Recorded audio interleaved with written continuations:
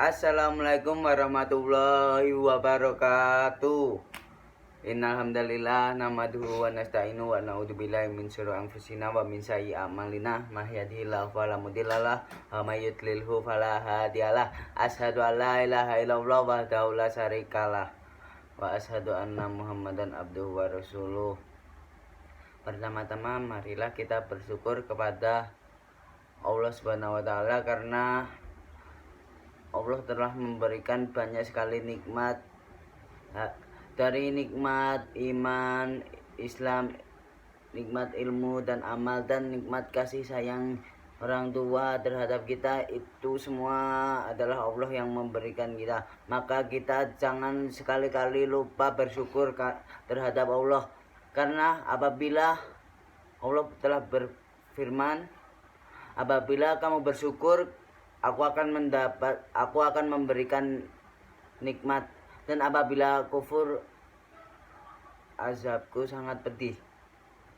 Dan yang kedua, selawat dan salam marilah kita aturkan kepada Nabi kita Muhammad Sallallahu Alaihi Wasallam, karena berkat beliau lah kita ada di zaman yang seperti sekarang, zaman yang penuh kebaikan, dan banyak sekali kita sekarang gampang sekali melakukan amar ma'ruf nahi mungkar, tidak seperti zaman dahulu yang sholat atau membaca Quran aja harus sembunyi-sembunyi karena banyak pertentangan terhadap orang yang membaca Al-Quran dan melaksanakan sholat.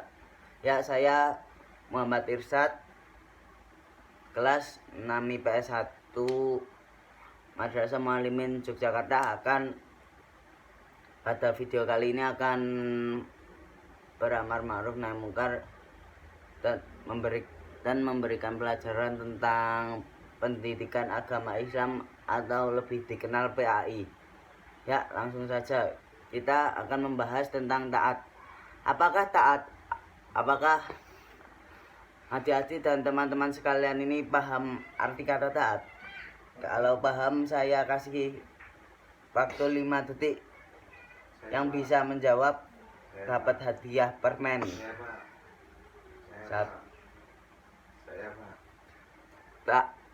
Nggak ada ya. Taat sekarang ya, kakak jelasin. Taat dapat diartikan patuh.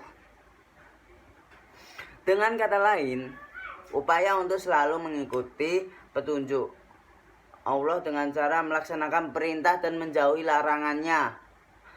Melaksanakan perintah seperti kita melaksanakan sholat, melaksanakan apa yang disuruh Allah seperti sholat, puasa, zakat bagi yang mampu, dan banyak sebagainya.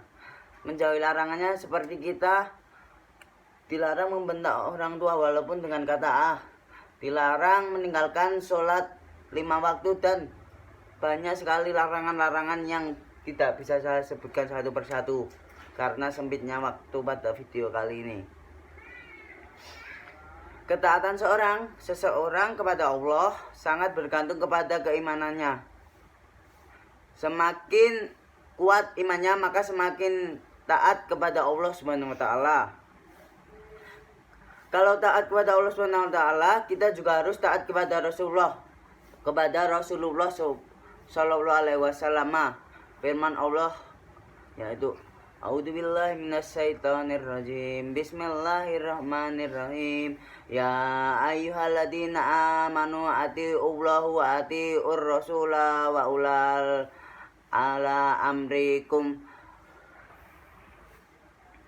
Artinya, hai orang-orang yang beriman, taatilah Allah dan taatlah kamu pada Rasulnya, dan taatlah kamu pada ulil amri atau pemimpin. Itu artinya ulil amri, artinya dalam Islam adalah pemimpin. Dalam Al-Quran surat An-Nisa yang tadi saya bacakan, ayat 59 ayat 4, orang beriman harus taat kepada Allah, Rasul, dan ulil amri. Ulil amri di sini yaitu pemimpin bagi suatu kelompok dan suatu lingkungan yang bisa mengajak kita kepada hal-hal yang baik, bukan mengajak kita semua atau mengajak yang dipimpin oleh pimpinannya itu mengajak yang buruk. Ada 3 makna taat kepada Allah Subhanahu wa taala, yaitu taat bermakna patuh, taat bermakna penurut, dan taat bermakna tunduk. Ya, saya jelaskan ya. Ada yang tahu gak taat bermakna patuh itu seperti apa? Saya hitung sampai 10 detik.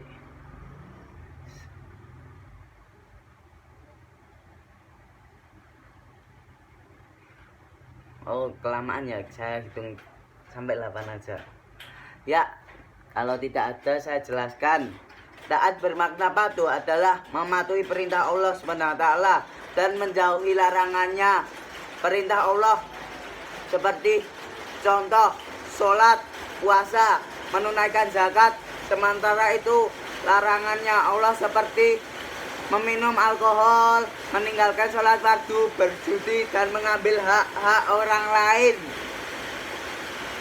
Taat bermakna penurut, ada yang tahu atau tidak? Kalau tidak tahu langsung saya jelaskan saja. Saya agak kenceng ya suaranya, soalnya di sini terpantau hujan bledek.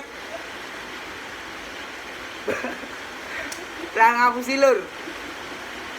Taat bermakna penurut adalah menuruti semua aturan yang bersumber dari Al-Quran dan hadis atau ajaran-ajaran Islam. Contoh yang tercantum dalam surat Al-Maidah ayat 6, yaitu menerangkan jika kita hendak melaksanakan sholat harus ada aturan, yaitu harus berwudu atau bertayamum.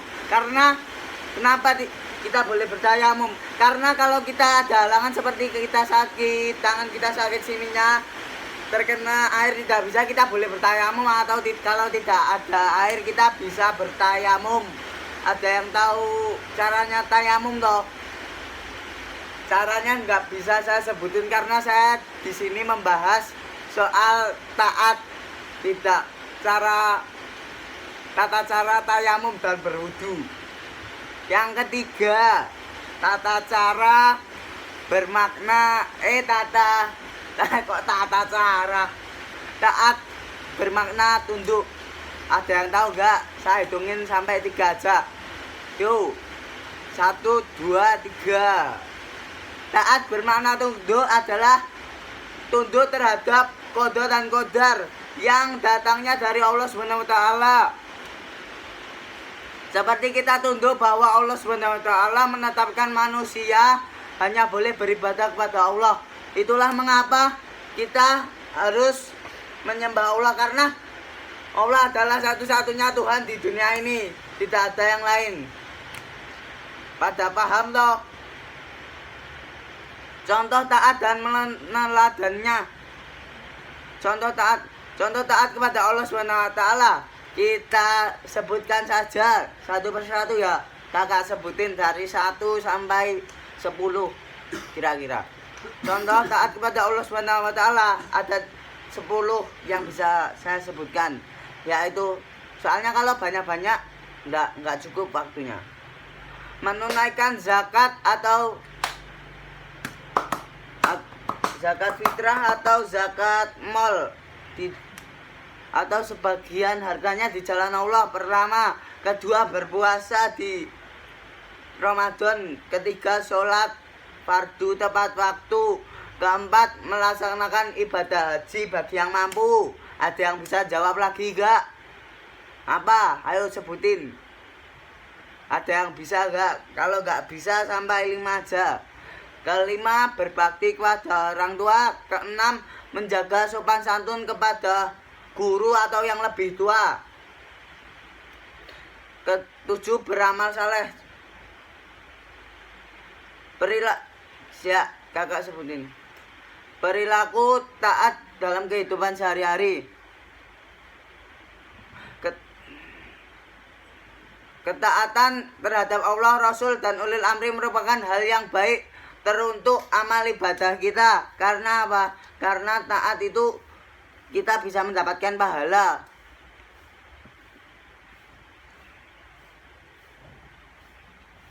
dalam melaksanakan ketaatan kita tidak boleh memandang siapa itu, asal kita benar, asal orang itu benar, kita harus menaatinya.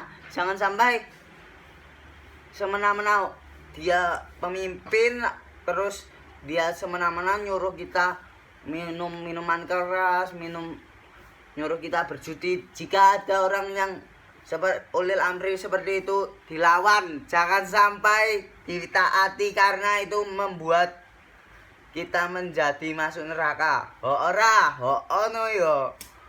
Gitu. Sekian yang bisa saya sampaikan, kurang kata pesan-pesan buat orang-orang yang atau adik-adik yang menonton video ini, tolong dijaga ketaatannya kepada orang tua, kepada guru, dan kepada Allah terutama, dan Rasul-Rasul, karena semua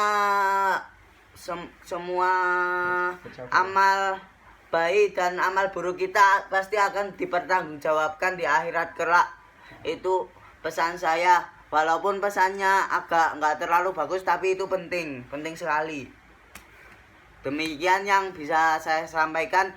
Kalau ada kekurangannya saya mohon maaf, karena maaf kalau saya teriak-teriak karena di sini nggak kedengeran.